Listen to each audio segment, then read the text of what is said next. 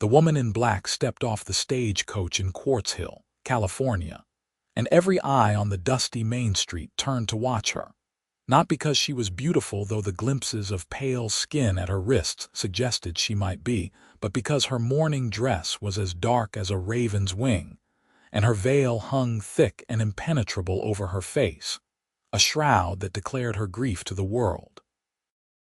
It was May of 1878, and the afternoon sun beat down mercilessly on the small mining town nestled in the Mojave Desert hills. But the woman seemed not to notice the heat as she stood perfectly still beside her single trunk, waiting. The stagecoach driver set her belongings on the wooden sidewalk and tipped his hat, but she did not acknowledge him. She simply stood there, veiled and silent, like a statue carved from sorrow itself. Wade Jennings was checking the shoes on his horse outside the livery when he first saw her. He was 26 years old, tall and lean from years of hard work, with sun-darkened skin and eyes the color of whiskey held up to lamplight. He had been a cowboy since he was 14, working various ranches across California and Nevada, and he had learned to read people the way he read the land carefully, with attention to the small signs that revealed truth.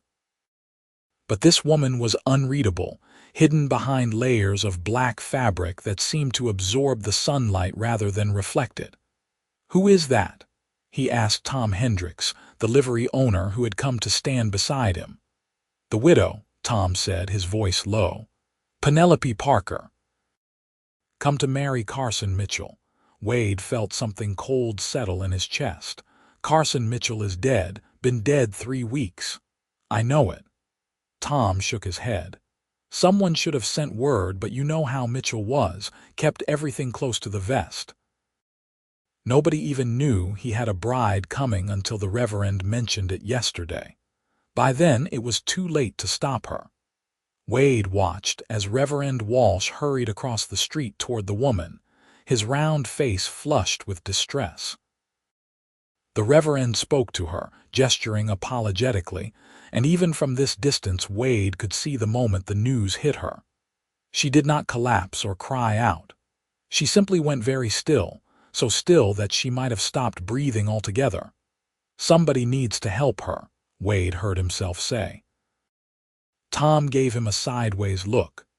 "You volunteering?" Wade did not answer. He was already walking toward her.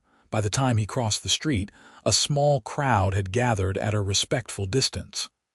The Reverend was still talking, his words tumbling over each other in his haste to explain. "Absolutely tragic, Miss Parker. A mining accident. He did not suffer. I am so terribly sorry if there is anything, Mrs. Parker," she said, and her voice was surprisingly steady despite the tremor Wade could hear beneath it. "I was married by proxy 3 months ago.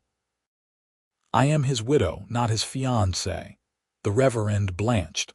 "Of course, Mrs. Parker, forgive me, I did not know. Where is he buried?"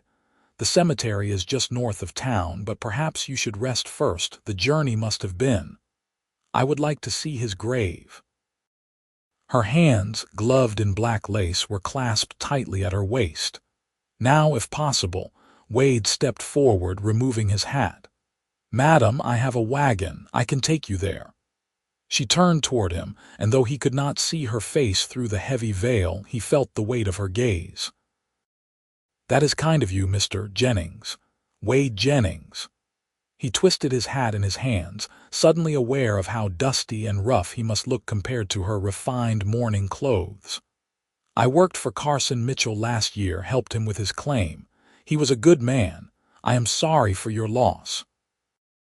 The veil shifted slightly as she inclined her head. "Thank you, Mr. Jennings. I would appreciate the ride." The Reverend looked relieved to have someone else take responsibility. "Mrs. Parker, you will need lodgings. The boarding house can wait," Wade said firmly. "The lady wants to see her husband. Everything else comes after." He fetched his wagon from behind the livery, hitched up his 2 horses with steady, practiced movements, and drove back to where Penelope Parker stood waiting. Tom had already loaded her trunk onto the wagon bed. Wade climbed down and offered his hand to help her up onto the seat. She hesitated for just a moment before placing her gloved hand in his. Even through the layers of fabric, he could feel how cold her fingers were despite the heat. He handed her up onto the bench seat and then climbed up beside her, taking the reins. The cemetery was only a 10-minute drive north, but the silence between them felt longer than the distance. Wade kept his eyes on the road, giving her space to feel whatever she needed to feel. He had learned something about grief in his 26 years. His own mother had died when he was 12, and his father had followed her 2 years later, leaving Wade and his younger sister Mary alone in the world. Mary had since married a shopkeeper in Sacramento and seemed happy enough, but Wade remembered the hollow ache of those first months after loss, the way the world seemed both too bright and too distant at the same time. "Do you know him well?" she asked suddenly, her voice quiet beneath the veil. "Well enough to know he was looking forward to your arrival," Wade said carefully. "He talked about you sometimes when we would take breaks from working the claim, said you were from Philadelphia, said you were brave for agreeing to come west." "I did not feel brave." She was silent for a moment. "I felt desperate." The honesty in her words surprised him, but he did not press for more. Instead he said, "The mining accident, it was not anyone's fault. A support beam gave way in the shaft. 2 other men were injured but survived. Carson was just in the wrong place." "Wrong place at the wrong time," she repeated softly.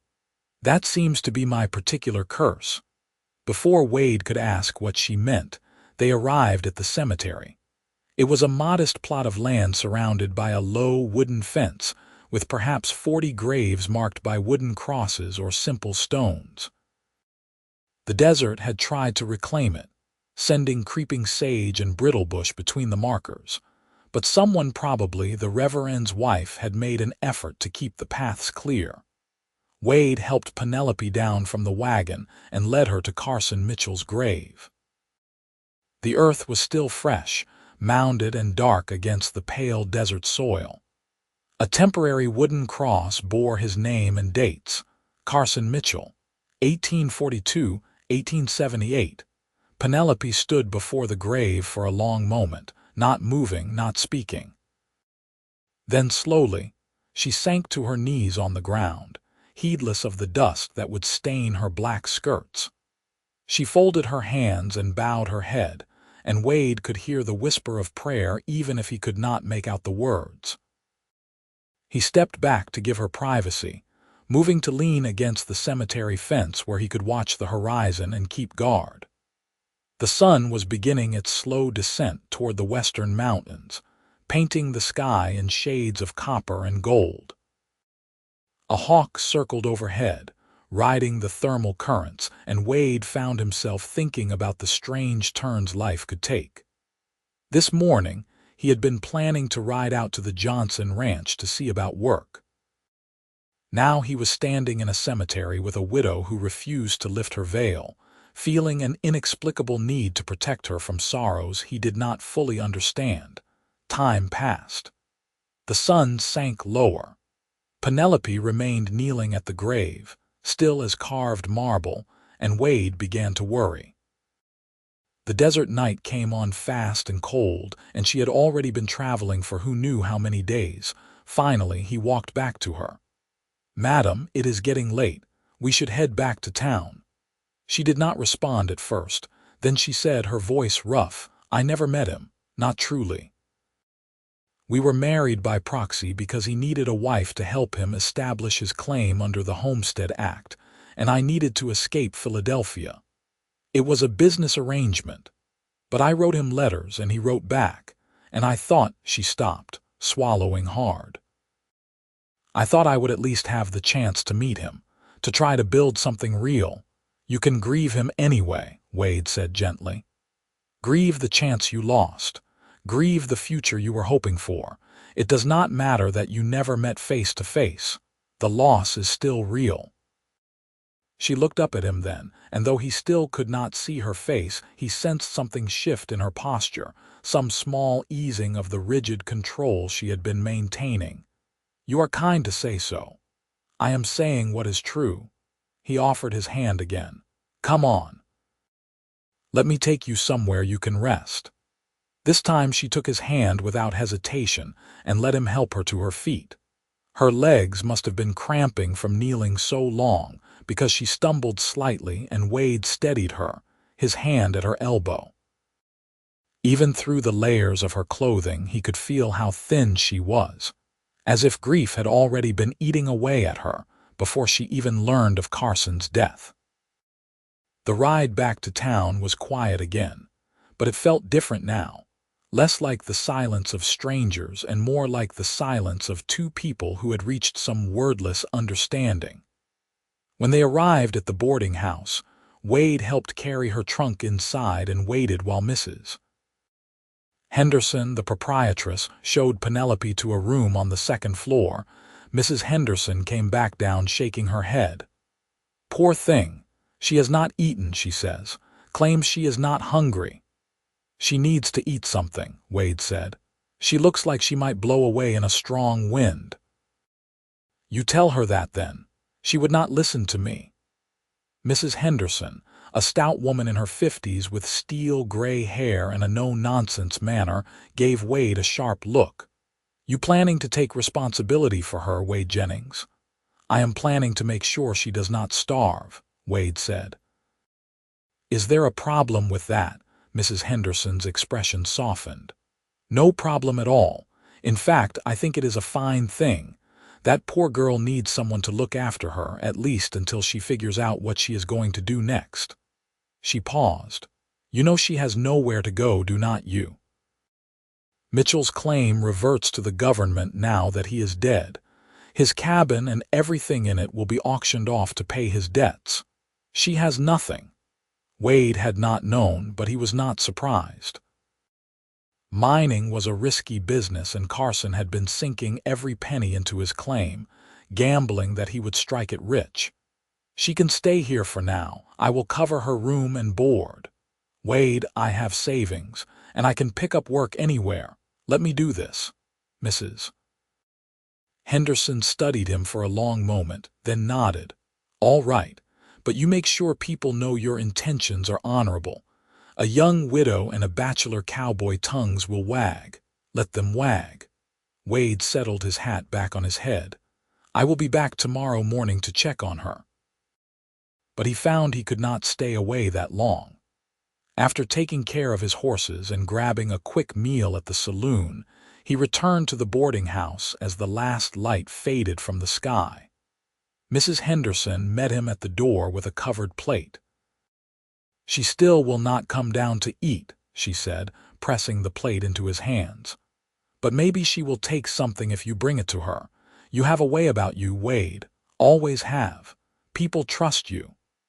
Wade climbed the stairs to the second floor and knocked softly on the door Mrs. Henderson had indicated. "Mrs. Parker, it is Wade Jennings. I brought you some food." Silence. Then, "Thank you, but I am not hungry." "I understand. But it has been a long day and you need to keep your strength up." He kept his voice gentle but firm. "I am going to leave this plate right here by your door. You do not have to eat it now, but please eat something before you sleep." More silence. Then, so quietly he almost missed it. "Why are you being kind to me?" Wade leaned his shoulder against the doorframe, speaking to the wood since he could not speak to her face. "Because somebody should be. Because you came all this way expecting one thing and found another, and that is not fair. Because—" he paused, searching for the right words. "Because I know what it is like to lose people. And I know how hard it can be to remember to take care of yourself when grief is eating you up inside." He heard movement on the other side of the door, soft footsteps, and then her voice came from very close, as if she too was leaning against the door. "I do not know how to do this, how to be a widow to a man I never met, how to grieve properly. Everyone will expect certain things, and I do not know how to be what they expect." "Then do not be what they expect," Wade said. "Grieve the way you need to grieve. Wear your veil as long as you need to wear it. Take all the time you need. Nobody has the right to tell you how to feel or when to stop feeling it." "I am afraid," she whispered. "Of what?" "That if I start crying, I will never stop." Wade closed his eyes, his forehead resting against the door. "Then cry, cry until there are no more tears left. I will still be here when you are done." He did not know why he said it, did not know what made him make such a promise to a woman he had just met. But the words felt true as they left his mouth, as if he had been waiting his whole life to say them to someone who needed to hear them. "I do not understand you," she said finally. "You do not have to. Just eat something and try to sleep. I will come by tomorrow." He left the plate by her door and went back downstairs. Mrs. Henderson was waiting at the bottom of the stairs, her expression knowing. "That girl is going to break your heart, Wade Jennings," she said. "Probably," Wade agreed. "But I think her heart needs mending more than mine needs protecting right now." The next morning, Wade returned to the boarding house to find Penelope sitting alone in the dining room, still veiled, the breakfast plate in front of her untouched. She wore the same black dress as yesterday, high-necked and long-sleeved despite the growing heat of the day. "Good morning," Wade said, pulling out the chair across from her.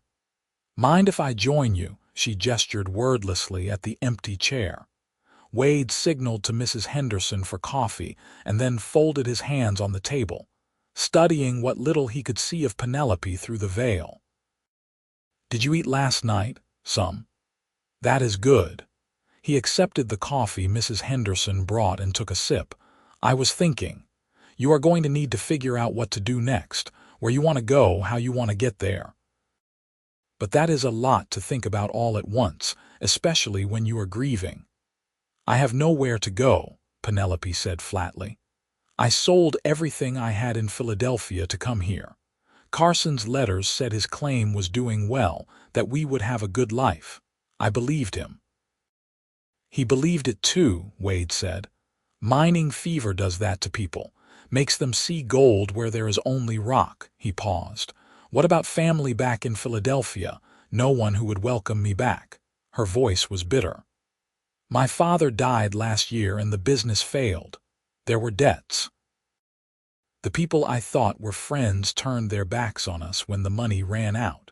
Carson's proposal, his offer of marriage, it was the only option I had that did not involve poverty or worse." Wade felt a surge of anger at the unfairness of it all. "What about work? Could you find employment here in Quartz Hill?" "Doing what?" She laughed, a harsh sound. "I can sew passably well, and I can read and write and do figures. I know a little French and less Latin. None of that is particularly useful in a mining town." "You would be surprised," Wade said. "Mrs. Henderson might need help here at the boarding house, and the school teacher is talking about retiring. Quartz Hill could use someone who can read and write and teach children to do the same. I am in mourning. It would not be appropriate for me to work." "Says who?" Wade leaned forward. "Mrs. Parker, forgive me for speaking plainly, but you do not have the luxury of worrying about what is appropriate. You need money to live. That means you need work, and there is no shame in that." She was quiet for a long moment. Then she said, "You are right. I know you are right. It is just everything is so different from what I imagined. I thought I would arrive and meet my husband and begin building a life. Instead, I am here alone, and I do not know how to start over again." "You are not alone," Wade said. "I am here. Mrs. Henderson is here.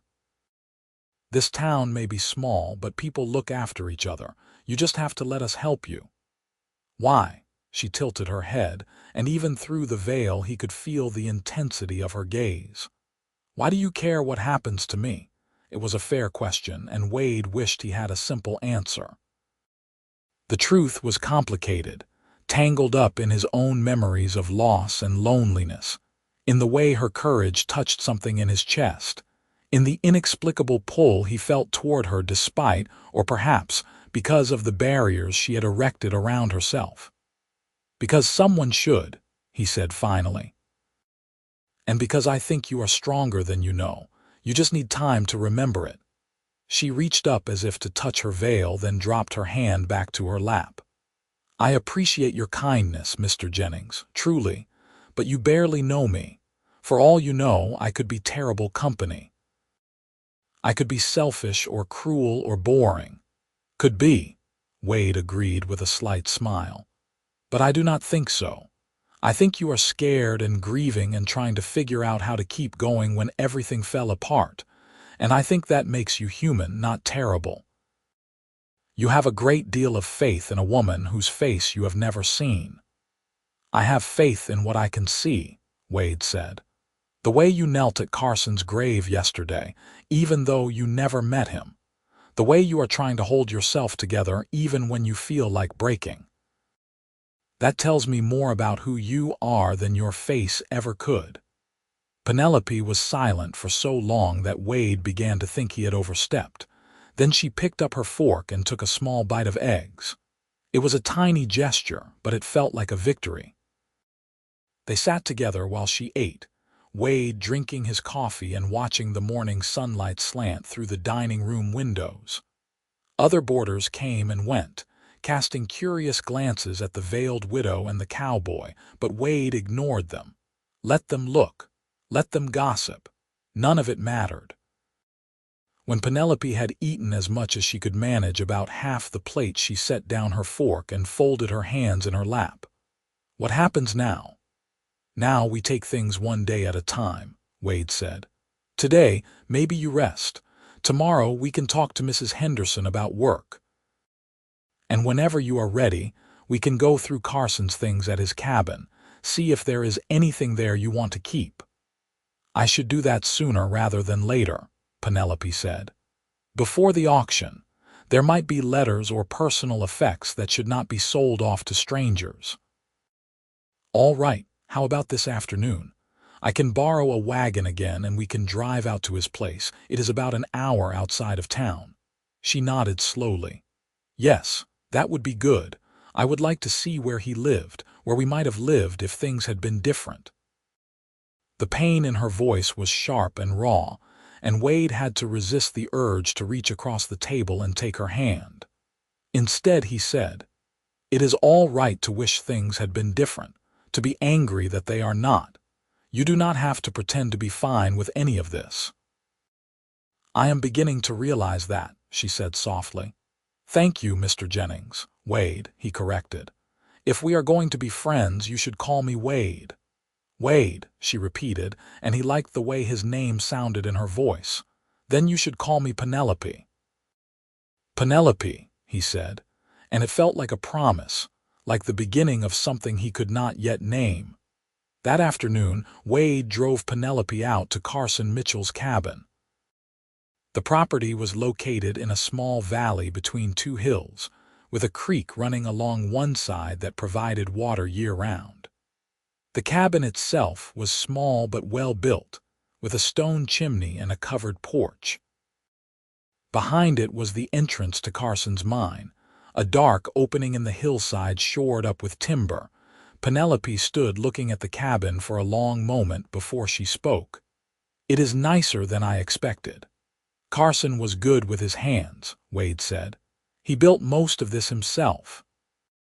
He went to the door and pushed it open, the hinges creaking in protest.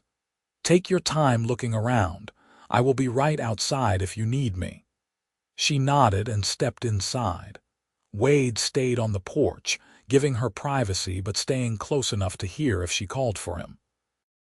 He could hear her moving around inside, opening drawers and cupboards, and once he thought he heard her crying, soft and broken, but he did not intrude. Nearly an hour passed before she emerged, carrying a small wooden box. Her veil was slightly askew, as if she had been wiping at her face beneath it, but she held herself with dignity. "Did you find anything?" Wade asked gently. "Letters," she said, holding up the box. "My letters to him. He kept them all tied with ribbon, And there is this." She opened the box to show him a simple gold ring. "His wedding band, I think. He must have worn it after the proxy marriage." Wade looked at the ring and felt something twist in his chest. Carson had taken the marriage seriously, even if it had started as a business arrangement. He had kept Penelope's letters and worn a wedding ring and built a home he hoped to share with her. "That is good," Wade said. "That you have something of his, something to remember him by." "Yes." She closed the box carefully. "There are other things inside: furniture, kitchen goods, tools. I suppose they will be sold. Unless you want to keep anything." She shook her head. "I have nowhere to keep them, and I think it would be easier to let them go, to not have reminders of what might have been everywhere I look." Wade understood that impulse, even if he did not entirely agree with it. Sometimes memories were all you had left, and giving them up felt like losing the person all over again. But grief was different for everyone, and he had meant what he said yesterday. She needed to grieve in her own way, on her own schedule. "Then we will let them be sold," he said. "But keep those letters and that ring. They are yours." They drove back to town in comfortable silence, and Wade found himself thinking about the future. Penelope would need more than just his help to make a life here. She would need a purpose, something to occupy her hands and her mind while her heart healed. He made a mental note to talk to Mrs. Henderson about employment and to the Reverend about the school. Over the next several days, Wade fell into a routine of checking on Penelope each morning and evening. She still wore her black dress and veil, still kept herself apart from most of the town. But slowly, gradually, she began to emerge from the depths of her grief. She started taking her meals in the dining room regularly. She accepted Mrs. Henderson's offer to help with laundry and mending in exchange for reduced room and board. And she began to talk to Wade, really talk about her life in Philadelphia, about her father and the business that failed, about the loneliness that had driven her to accept a proxy marriage to a stranger. "I think I was grieving before I ever left Philadelphia," she told him one evening as they sat on the boarding house porch, watching the sun set over the hills. "Grieving my father, grieving the life I thought I would have. Coming here was supposed to be a fresh start, but instead it feels like I brought all that grief with me and just added more on top." "Grief is like that," Wade said. "It piles up if you do not deal with it, but the good thing about grief is that it does not last forever. It changes. Gets easier to carry." "How long did it take?" she asked. "After your parents died, a year maybe, before I could think about them without feeling like someone punched me in the gut," Wade said honestly. 2 years before I could remember the good times without crying, but everyone is different. Some people heal faster, some people take longer. There is no right way to do it." "I wish I could lift this veil," she said suddenly. "I wish I could see the world clearly again, but every time I think about taking it off, I feel like I am betraying Carson. Like I am saying his death does not matter." "His death matters," Wade said firmly. "And taking off your veil would not change that. You will always carry him with you, always remember what he represented, even if you only knew him through letters. But you are still alive, Penelope. And life is for the living." She turned to look at him, and though he still could not see her face, he felt the weight of her consideration. "You are a wise man, Wade Jennings." "Not wise," he said. "Just someone who has made plenty of mistakes and learned a few things along the way." "Tell me about them," she said. "Your mistakes?" Wade laughed, surprised. "That is a long list. I have time." So he told her. He told her about the time he had tried to break a wild Mustang and ended up with a broken arm and a bruised ego. About the winter he had spent trapping in the mountains and nearly froze to death because he was too stubborn to turn back when the weather turned bad. About the woman in Nevada who had broken his heart because he could not give her the settled life she wanted. Her name was Sarah, he said, surprised to find that talking about it did not hurt as much as it once had. She wanted a husband with a farm and a steady income and a house with a white picket fence. I wanted to keep moving, keep chasing work, see what was over the next hill. We were never going to make each other happy, but I tried anyway. And when she finally told me she could not do it anymore, I acted like I did not care. Rode out of town without looking back. Took me a long time to realize I was an idiot. Do you regret it? Penelope asked. I regret how I handled it, Wade said. But I do not regret that it ended. We were wrong for each other. Sometimes caring about someone is not enough if you want different things out of life. What do you want out of life, Wade? It was a simple question, but it stopped him cold. What did he want? He had spent so many years just surviving, just moving from one job to the next, that he had never really stopped to think about what he actually wanted for himself. I think, he said slowly, I want a place to belong, not just a place, a person, someone to build a life with. But I want it to be right this time. I want someone who sees me for who I am and wants that person, not some version of me they are trying to create. That sounds lonely, Penelope said softly. Being seen for who you truly are. What if who you are is not enough? Then it is not the right person, Wade said. The right person will think you are enough, will think you are more than enough. She was quiet for a long moment. Then she said, I hope you find that person, Wade. You deserve to be happy. So do you, he said, and meant it with his whole heart. 2 weeks after Penelope arrived in Quartz Hill, the school teacher, Mrs. Abernathy, officially announced her retirement. Wade wasted no time in bringing the news to Penelope.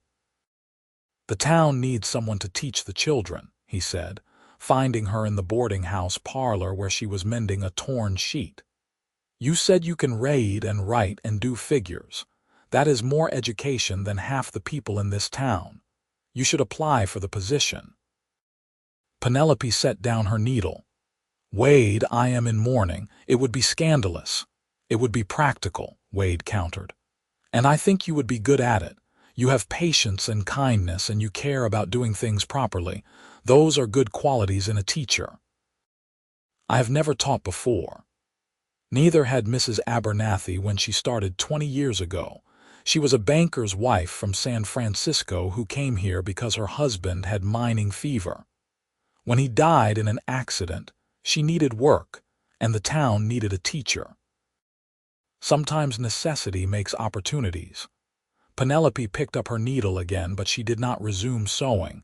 You make it sound so simple. It is simple, Wade said. Not easy, but simple. You need work. The town needs a teacher. It is a good match, and my mourning. Wear your black dress. Keep your veil if you need to, but do not let grief stop you from living, Penelope. Carson would not have wanted that. She looked at him for a long moment, and he wished desperately that he could see her face, could read her expression. Then she said, How do you always know the right thing to say? I do not, Wade admitted. But I know what I would want someone to say to me if our positions were reversed. She stood, setting aside the mending. All right. I will speak to the town council about the teaching position, but if they say no because of my mourning, I will not argue with them. Fair enough, Wade said, grinning. But they would be fools to say no. The town council did not say no. In fact, they seemed relieved to have someone qualified and willing to take on the position. The school was a one-room building at the east end of town, with benches for students and a desk for the teacher and a chalkboard on the wall. It served children from ages 6 to 14, though the older boys often skipped class to work in the mines with their fathers. Penelope threw herself into preparing for her first day of teaching with an intensity that both impressed and worried Wade. She spent hours at the school, cleaning and organizing, planning lessons, reviewing the few tattered textbooks that Mrs. Abernathy had left behind. Wade helped when he could, repairing broken benches and replacing a cracked window, but mostly he just watched her work and marveled at her determination. "You are going to be exhausted before the students even arrive," he told her the day before school was set to start. "I want everything to be perfect," she said, arranging books on the shelf for the third time. "These children deserve a good education. They deserve a teacher who is not collapsing from exhaustion," Wade said dryly. "Come on, let me take you to dinner at the saloon. You need a break." She hesitated. "I do not think it is appropriate for a widow to be seen at a saloon. The saloon serves food and half the respectable families in town eat there," Wade said. "And you will be with me. That makes it appropriate enough." In the end, she agreed, and they walked together to the saloon as the evening light turned the desert gold. Wade was acutely aware of the way people watched them, the whispers that followed in their wake. He knew what they were saying, that he was courting her, that she was moving on too quickly, that it was scandalous for a widow in mourning to be seen with a man. He did not care what they thought. All that mattered was the way Penelope seemed to stand a little straighter when he was beside her, the way her voice grew stronger when she talked about her plans for the school. She was healing, slowly but surely, and he would be damned if he let small-minded gossips interfere with that. They sat at a table in the corner of the saloon, and Wade ordered them both steak and potatoes. Penelope kept her veil in place, lifting it only slightly to eat, and Wade was careful not to look directly at her during those moments, respecting her privacy. "Are you nervous?" he asked. "About tomorrow, terrified," she admitted. "What if the children do not like me? What if I am terrible at teaching?" "Then you will learn and get better," Wade said. "But I do not think you will be terrible. I think you will be wonderful." "You have a great deal of faith in me," she said, echoing her words from weeks ago. "Yes," Wade agreed. "I do." She tilted her head, studying him. "Why, Wade, what do you see in me that makes you so certain?" He thought about how to answer that. The truth was complicated, tangled up in attraction and admiration, and something deeper that he was not quite ready to name. He saw in her the courage to keep going when everything had fallen apart, the grace to grieve without becoming bitter, the strength to rebuild when it would have been easier to give up. He saw resilience and kindness and a quiet beauty that had nothing to do with the face he had never seen, and everything to do with the person she was. But saying all of that felt like too much, too soon. So instead he said, "I see someone who sold everything she had and traveled across the country to marry a stranger because she believed in the possibility of something better. That takes courage, and I think anyone with that much courage can do just about anything she sets her mind to." "Even teach a roomful of children?" she asked, and he could hear the smile in her voice, especially that. The next morning, Wade walked Penelope to the school. She was nervous, he could tell, but she held her head high and her shoulders back as she unlocked the door and prepared to greet her students. Wade wanted to stay to offer support, but he knew she needed to do this on her own. "You will be fine," he told her. "Better than fine. And I will come by this afternoon to hear how it went." "Thank you, Wade," she said softly, "for everything." He tipped his hat and walked away before he could say something foolish, like how much he had come to care for her, or how the thought of her leaving Quartz Hill made his chest ache in a way that had nothing to do with grief, and everything to do with something he was desperately trying not to feel. That afternoon, true to his word, Wade returned to the school to find Penelope surrounded by a cluster of children, all of them talking at once. She was laughing, actually laughing, and the sound of it hit Wade like a physical thing, warm and bright and full of life. He waited until the children dispersed before approaching. "So, how did it go?" "It was chaos," Penelope said, but she was still smiling beneath her veil. "Wonderful, exhausting chaos. The children are sweet and eager to learn, and only one of the older boys gave me trouble. I think I am going to enjoy this." "I am glad," Wade said, and he was. Seeing her happy, hearing the lightness in her voice, made something settle into place inside him. They walked back to the boarding house together, and Penelope told him about her day, about the little girl who could barely read but tried so hard, about the boy who was a natural at mathematics, about the chaos of trying to teach 6 different grade levels all at once. Wade listened and asked questions, and found himself thinking that he could listen to her talk forever and never grow tired of it. It was a dangerous thought. He tried to push it away, to remind himself that she was grieving, that she needed a friend more than she needed a suitor, that he had no right to feel what he was starting to feel. But the heart did not listen to logic, and with each passing day, Wade found himself falling a little bit more. The autumn came on slowly in the Mojave Desert, marked more by the shortening days than by any dramatic change in temperature. Penelope had been teaching for 3 months, and Wade watched from a distance as she settled into her new life. She still wore black, still kept her veil in place, but there was a lightness to her now that had not been there when she first arrived. She smiled more often. She laughed with the children. She had made friends with Mrs. Henderson and several other women in town. Wade had picked up work at the Johnson Ranch, helping with the cattle and repairing fences, but he made a point of being in town most evenings. He told himself it was because he wanted to check on Penelope, to make sure she was all right. But the truth was simpler and more complicated. He just wanted to be near her. They fell into an easy companionship. Most evenings, they would walk together after she finished her teaching, talking about everything and nothing. She told him about her childhood in Philadelphia, about the books she loved, about her mother who had died when Penelope was young. He told her about his years as a cowboy, about the places he had been, about his sister Mary and her growing family. One evening in late October, as they sat on the boarding house porch watching the stars emerge in the darkening sky, Penelope said, "I have been thinking about my veil." Wade's heart jumped, but he kept his voice casual. "What about it?" "I have been wearing it for 5 months now." 5 months of grief and mourning and hiding from the world. She paused. "Part of me wants to take it off, to see clearly again, to feel the sun on my face. But part of me is afraid. Afraid of what people will say, afraid of what it means," she said. "Taking off the veil feels like saying that my mourning is over, that I have moved on.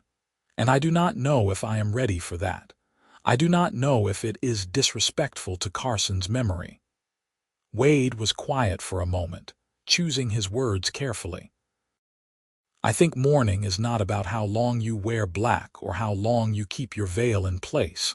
It is about carrying someone in your heart, and you will carry Carson with you whether your face is covered or not. His memory does not depend on your veil."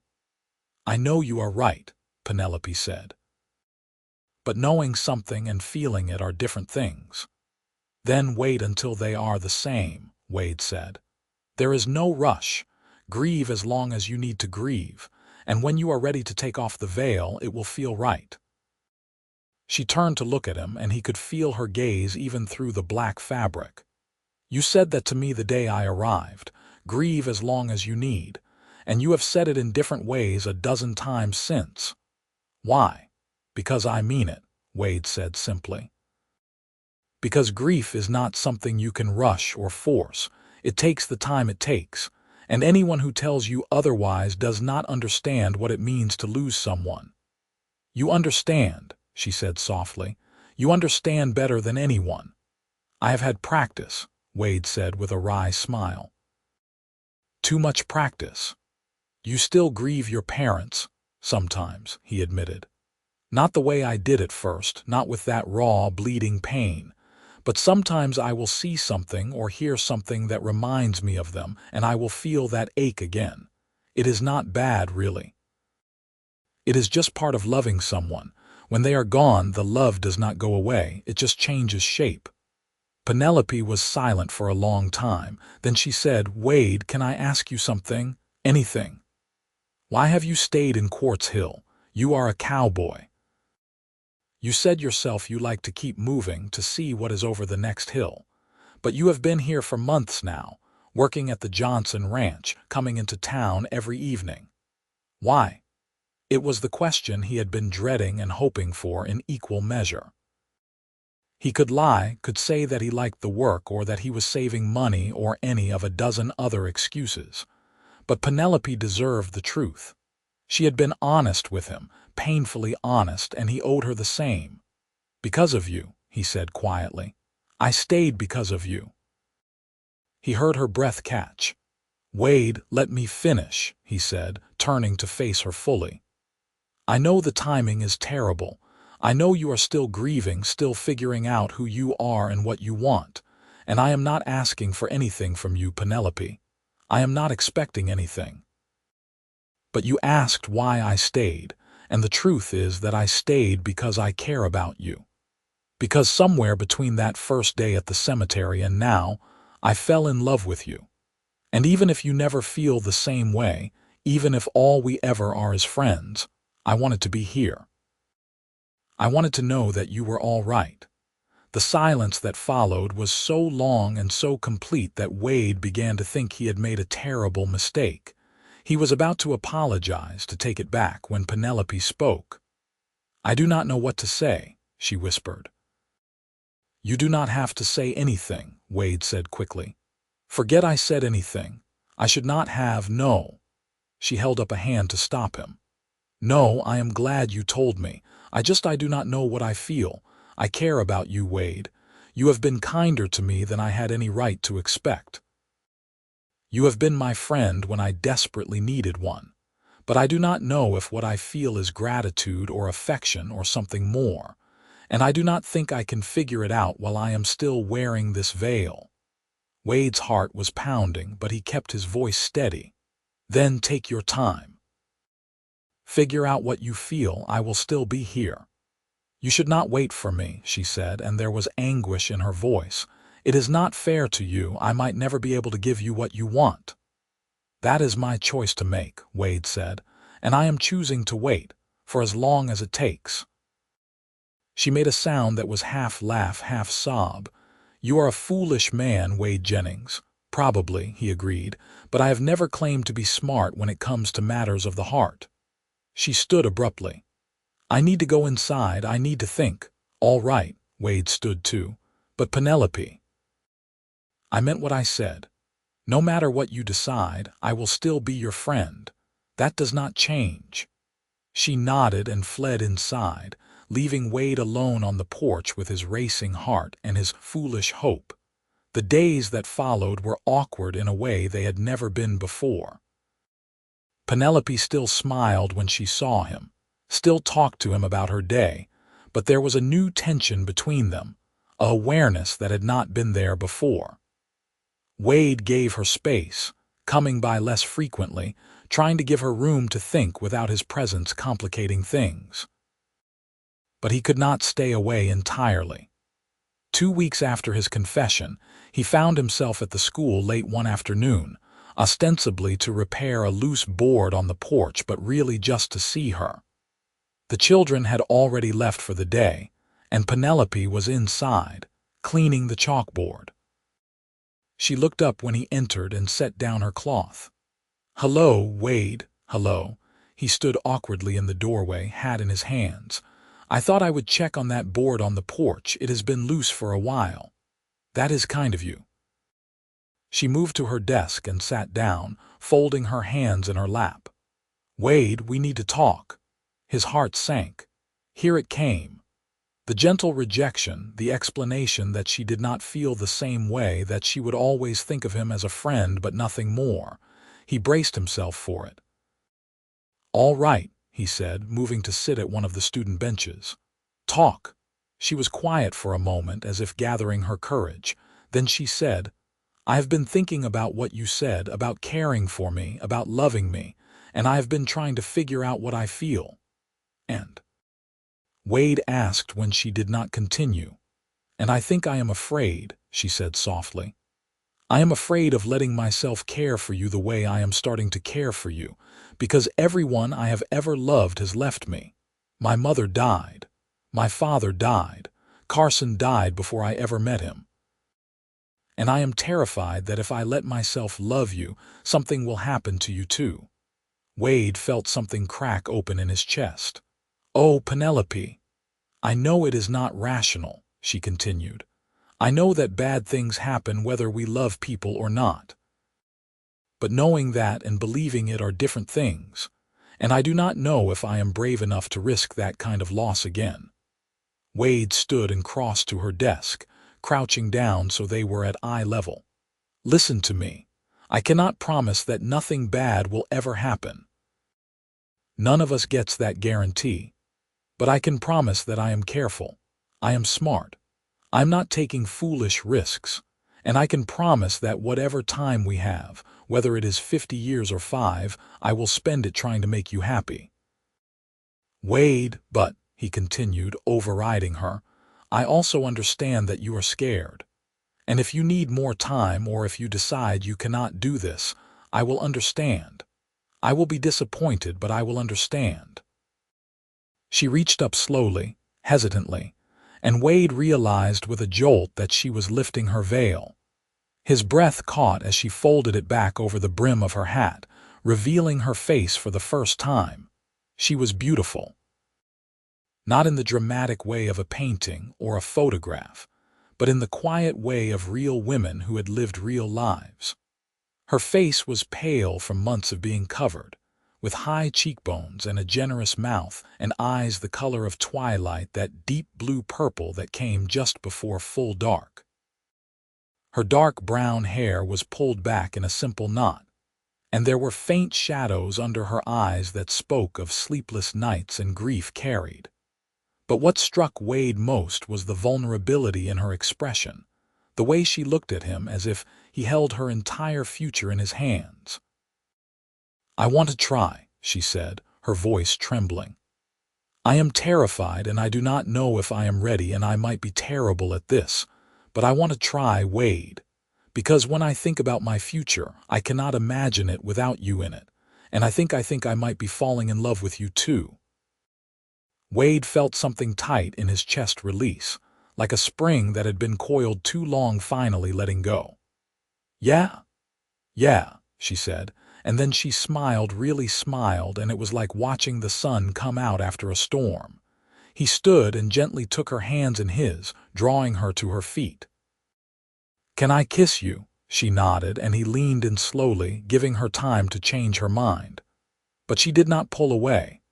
Instead, she met him halfway, and when their lips touched, it was soft and sweet and full of promise. When they finally broke apart, Wade rested his forehead against hers and whispered, We are going to be all right. You and me, we are going to be all right. I hope so, she whispered back. I really hope so. From that day forward, things changed between them.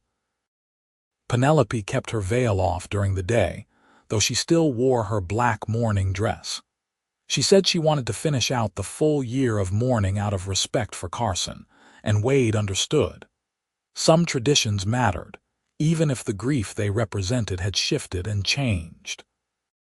They courted properly, under the watchful eyes of the town. Wade took her to church on Sundays and to the occasional social gathering at the town hall.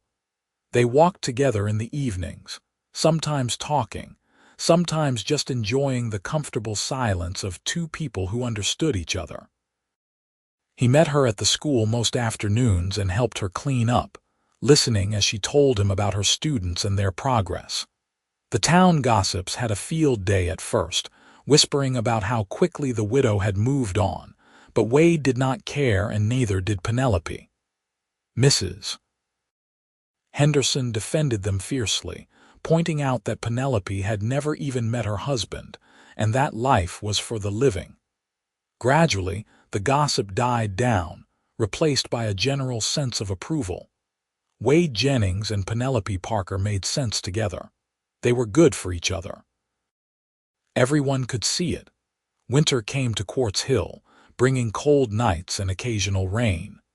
The mine that had killed Carson Mitchell finally closed down after another accident left one man dead and two others injured. The town mourned, but it also moved on. That was the way of frontier life tragedy struck. People grieved, and then they rebuilt and continued. On a cold evening in January of 1879, a year and a half after Wade had first seen Penelope step off the stagecoach in her black dress and veil, he took her to the cemetery. She had been only once since that first day, and he thought it was time. They stood together at Carson Mitchell's grave, and Penelope laid a small bouquet of winter flowers on the headstone. The temporary wooden cross had been replaced with a proper stone marker, paid for by the town after the mine closure. "Thank you," she said softly, and Wade knew she was talking to Carson, not to him. "Thank you for giving me a reason to come west. Thank you for your letters and your kindness, and for wanting to build a life with me. I am sorry we never got the chance to meet. I am sorry things did not turn out the way either of us hoped, but I want you to know that I am happy now. I am building a life here, and I am in love with a good man, and I hope you would approve." Wade felt his throat tighten. He put his arm around her shoulders and held her as she cried quiet tears that were equal parts sorrow and relief. When she was done, she wiped her eyes and looked up at him. "I am ready," she said. "Ready for what?" "To stop mourning," she said. "To start living fully again, to marry you if you will still have me." Wade's heart kicked hard against his ribs. "Are you sure?" "I am sure," she said. "I love you, Wade. I have loved you for months now, even when I was too scared to admit it. And I do not want to wait anymore. Life is too short and too uncertain to waste time being afraid." Wade pulled a small box from his pocket, the one he had been carrying for weeks, hoping for this moment.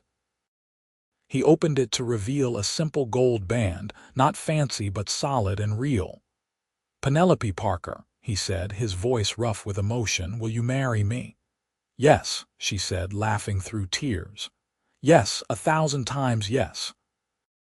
He slipped the ring onto her finger, and then he kissed her right there in the cemetery, in front of Carson Mitchell's grave, and it felt like a benediction, like Carson himself was giving them his blessing to be happy. They were married 3 weeks later in a simple ceremony at the church.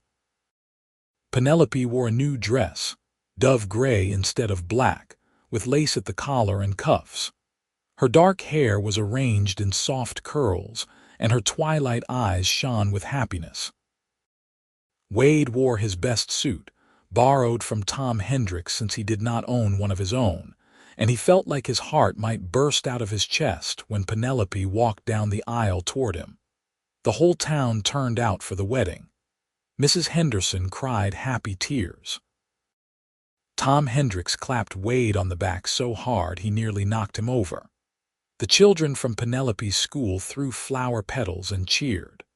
And when Reverend Walsh pronounced them husband and wife, Wade kissed Penelope with all the love and hope and promise he had been holding inside for so long. They spent their wedding night at the boarding house, in the same room Penelope had occupied when she first arrived in Quartz Hill. It felt right somehow, coming full circle, ending where they had begun. Wade was gentle with her, mindful that this was all new, but Penelope met him with an eagerness that took his breath away. They made love slowly, tenderly, learning each other's bodies and hearts, and afterward they lay tangled together in the narrow bed, talking and laughing and planning their future. "I want to buy Carson's land," Wade said. "The cabin and the claim. They are going up for auction next month. I have been saving, and I think I have enough." Penelope propped herself up on one elbow, looking down at him in surprise. "Are you sure? Would it not be strange living there?" "It would be practical," Wade said. "The cabin is solid and there is good water. And it is close enough to town that you can still teach. We could build a real home there, Penelope, a place that is ours." She thought about it, her fingers tracing idle patterns on his chest. I think Carson would like that, knowing that his land is being used by people who love each other. That something good came from his hard work. Then it is settled, Wade said. We will buy the land and make it our home. And they did. Wade won the auction with his savings and a small loan from the bank, and they moved into Carson's cabin in early March. Penelope continued teaching through the end of the school year, and Wade took work where he could find it, gradually improving the cabin and the land. They added a room to the cabin for a future nursery, repaired the porch, and planted a garden. In May, on the first anniversary of Penelope's arrival in Quartz Hill, they made a pilgrimage to Carson's grave. Penelope no longer cried when she stood there. Instead, she smiled and told Carson about their life, about the home they were building on his land, about how happy she was. "Thank you," she said again, as she always did. "Thank you for bringing me here. Thank you for Wade." As they walked back to the wagon, Wade took her hand. "Do you ever regret it, coming west? Everything you went through?" "Not for a moment," Penelope said firmly. "If I had not come here, I never would have met you, and you are worth every moment of grief and fear and uncertainty." "I love you," Wade said, because he could not help himself, because the words spilled out every time he looked at her. "I love you too," she said. "More than I ever thought possible." Their first child was born in the spring of 1880, a daughter they named Caroline after Wade's mother. She had Wade's whiskey-colored eyes and Penelope's dark hair, and she was the most beautiful thing either of them had ever seen. Penelope took a few months away from teaching to care for the baby, and Wade found work closer to home so he could help. Their second child, a son they named Samuel, was born 2 years later. He had Penelope's twilight eyes and Wade's stubborn chin, and he screamed loud enough to wake the dead. Wade joked that his son had inherited his mother's determination and his father's tendency to be dramatic. The years passed in a blur of joy and work, and the everyday challenges of building a life. Wade took over Carson's mining claim and, with patient effort and a bit of luck, struck a modest vein of silver that provided steady income. Penelope taught until Caroline was old enough to start school, then stayed home to raise their growing family. They added more rooms to the cabin as the children grew, turning it from a simple miner's dwelling into a proper family home. They made friends in Quartz Hill, became part of the community. Wade served on the town council for a few years. Penelope organized a lending library and taught Sunday school. They had dinner with Mrs. Henderson every month and watched as Tom Hendricks finally married the widow Jameson and seemed happier than Wade had ever seen him. On quiet evenings when the children were asleep and the work was done, Wade and Penelope would sit together on their porch and watch the sun set over the desert hills. Sometimes they talked about their day, about the children, about the future. Sometimes they just sat in comfortable silence, his arm around her shoulders, her head resting against his chest. "You ever think about that first day?" Penelope asked one evening, 5 years after their wedding. "When I stepped off the stagecoach in my black dress and veil, so lost and broken." "I think about it often," Wade admitted. "I think about how scared I was that you would leave, that you would go back east or move to Sacramento or anywhere that was not here." "I was scared too," she said. "Scared of staying, scared of leaving, scared of everything, but you made me feel safe. You told me I could grieve as long as I needed, and that gave me permission to heal at my own pace. You did the healing yourself," Wade said. "I just stood beside you while you did it. You did more than that." She turned to kiss him, soft and sweet. "You loved me when I could not love myself. You believed in me when I had stopped believing in anything. You were my miracle, Wade Jennings. And you were mine," he said, pulling her closer. "My beautiful, stubborn, courageous miracle." Their daughter Caroline grew up to be a teacher like her mother, taking over the school in Quartz Hill when Penelope finally retired. Samuel followed in his father's footsteps, learning mining and ranching and all the skills a man needed to make a life in the West. More children followed, twin girls named Rose and Ruth, and finally a last son they named Carson, in honor of the man whose death had brought Wade and Penelope together. Every year on the anniversary of her arrival in Quartz Hill, Penelope and Wade visited Carson Mitchell's grave. They brought flowers and told him about their life, about their children, about the home they had built on his land. It became a tradition, a way of honoring the past while celebrating the present. "You think he knows?" Caroline asked once, when she was 10 years old and had accompanied them to the cemetery. "Do you think Mr. Mitchell knows about us?" "I think he does," Penelope said, kneeling to arrange the flowers on the grave. "And I think he is happy that his land became a home for a family who loves each other." "I wish I could have met him," Caroline said wistfully. "He sounds nice." "He was," Penelope said. "He was kind in his letters and he wanted to build a good life." Things did not work out the way he planned, but sometimes that is how life goes. Sometimes what seems like an ending is really a beginning. Wade squeezed Penelope's shoulder, and she looked up at him with a smile that still, after all these years, made his heart skip a beat. As the years turned into decades, Quartz Hill grew and changed. The silver ran out eventually, and the town shifted from mining to ranching and farming. Some families left, seeking opportunity elsewhere, but many stayed, putting down roots in the harsh but beautiful desert landscape. Wade and Penelope's children grew up and had children of their own, filling the old cabin with noise and laughter. Wade's hair turned gray, and then white. Penelope's face gained lines around her eyes and mouth, marks of a life spent smiling. Their hands became weathered and their steps slower, but their love never diminished. If anything, it grew stronger, deepened by shared history and mutual respect, and the countless small moments of grace that make up a marriage. On their 30th wedding anniversary, their children threw them a party at the town hall. The whole community came, bringing food and gifts and memories. People told stories about Wade helping them out when times were tough, about Penelope teaching their children and grandchildren to read.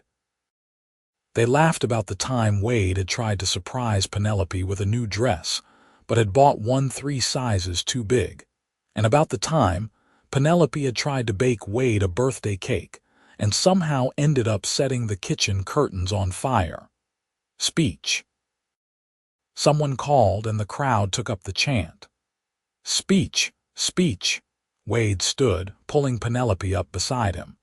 He looked out at the sea of friendly faces, at his children and grandchildren, at the community he and Penelope had helped to build, and felt overwhelmed with gratitude. 30 years ago, he said, his voice still strong despite his age, "I watched a woman in black step off a stagecoach, and I thought she was the saddest thing I had ever seen. She was grieving a man she had never met, lost in a strange town, with nowhere to go and no one to turn to. And I thought, someone should help her, someone should make sure she is all right." He looked down at Penelope, who was smiling up at him with tears in her eyes. "What I did not know then was that helping her would save me too. I had spent so many years drifting, never putting down roots, never letting anyone get too close. But Penelope changed that. She showed me what it meant to be brave enough to try again after loss. She showed me what it meant to build a life with someone, to choose them every day, even when things are hard." He raised his glass. "So here is to my wife, my partner, my miracle. Thank you for loving me. Thank you for building this life with me. Thank you for every day of the last 30 years. Here is to 30 more, to Wade and Penelope," the crowd chorused, raising their glasses.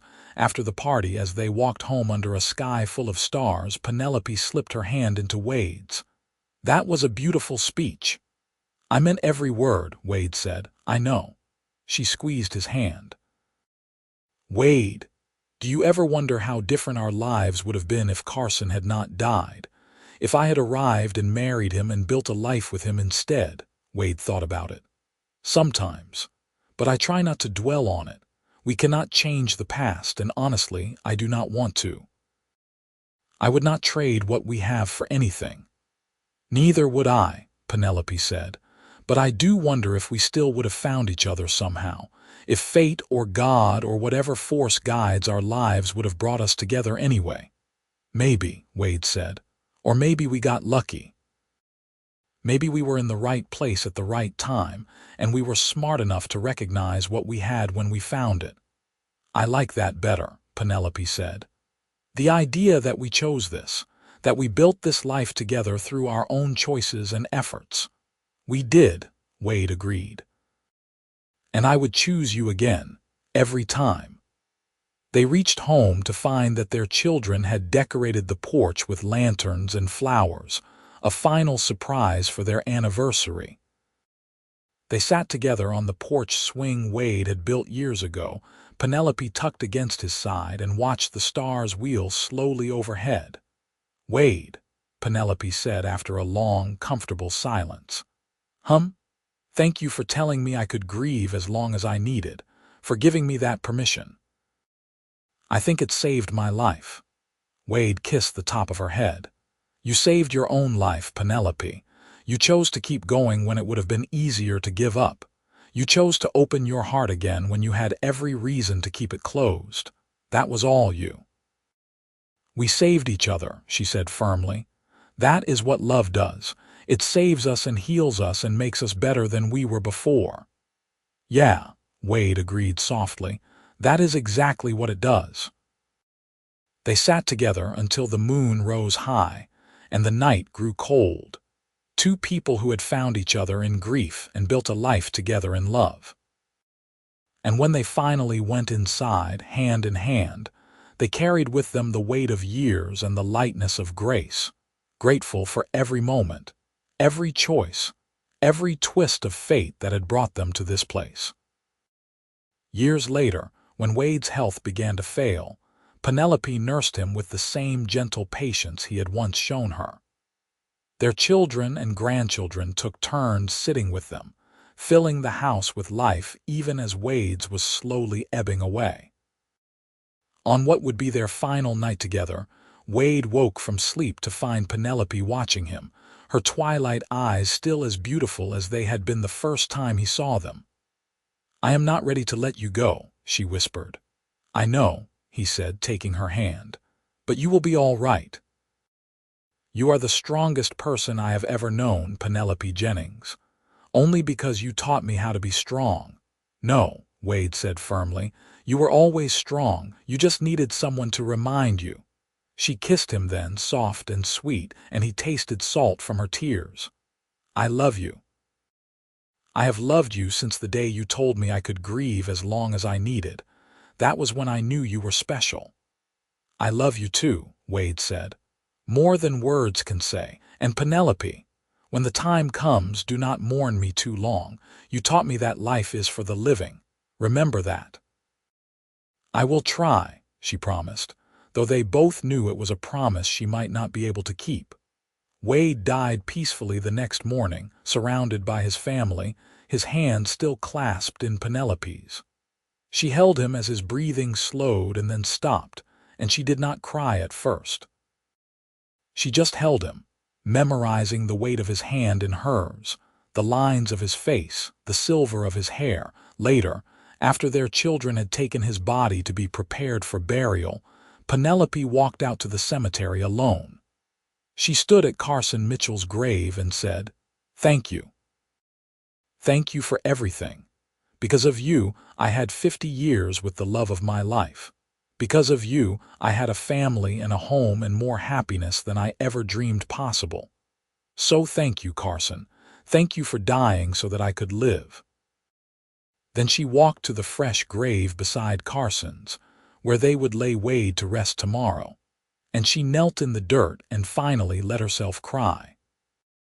She cried for the years they would not have, for the grandchildren he would not see grow up, for the empty place in her bed and her heart and her life.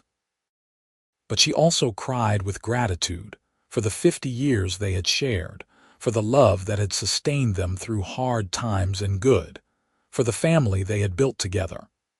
And when her tears finally ran out, she wiped her eyes and stood up and walked back home, because Wade was right.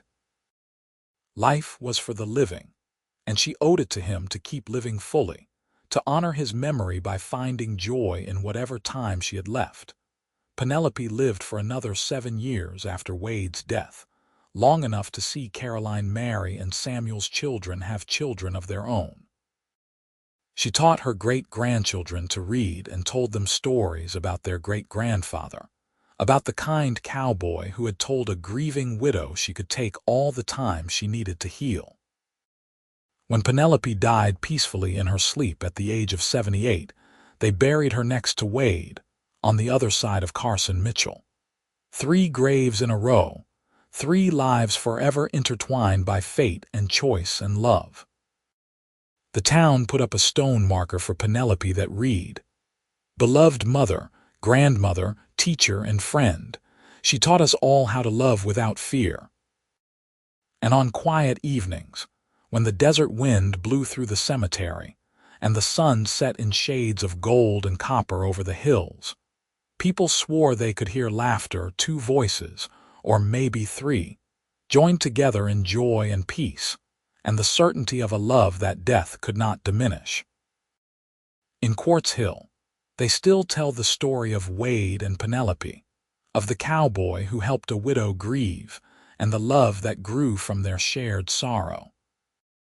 They tell it to their children and grandchildren, a reminder that kindness matters, that grief takes time, and that sometimes the most beautiful things in life grow from the darkest soil. And somewhere, in whatever lies beyond this life, Wade and Penelope and perhaps even Carson Mitchell are together, celebrating the strange and wonderful ways that love can triumph over loss, that endings can become beginnings, and that sometimes the best thing you can say to someone in pain is simply, "Grieve as long as you need, and I will be here when you are ready." The cabin that Wade and Penelope built still stands on the land that once belonged to Carson Mitchell, home now to their great-great-grandchildren, a testament to love and loss and the incredible resilience of the human heart.